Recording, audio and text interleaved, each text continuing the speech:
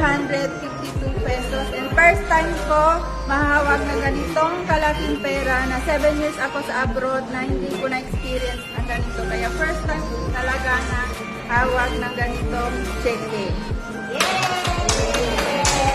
First time ko talaga nangyari sa buhay ko kasi sa tagal kong OFW walang pagbabago. Hanggang 50k lang talaga yung hinawakan ko. And right now, ito na yung hindi kaso sa kamay ko, worth of 387,452 pesos. Part-time ko lang ginagawa ko sa abroad. And first time ko talaga inahawakan ng ganito. Hindi ko alam kung paano ko ito gagasto. And sumubok lang din ako ng ganitong opportunity. Lang din ako ng sistema.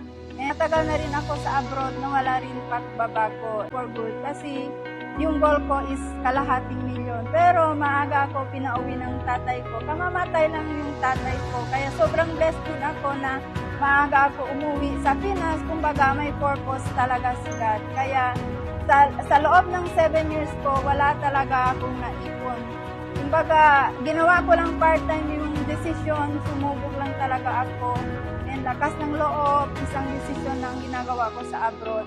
Kung nagre-reklamo, ginawa ko lang 2 to 3 hours per day. Kaya ngayon is sobrang blessed. Lahat ng nanonood ng video ko na to, kung ikaw ay isang OFW empleyado, ano man yung status mo, subukan mo lang kasi ako sinubukan ko lang. Ang sarap ng feelings na umuwi ka ng malaking savings habang nasa abroad.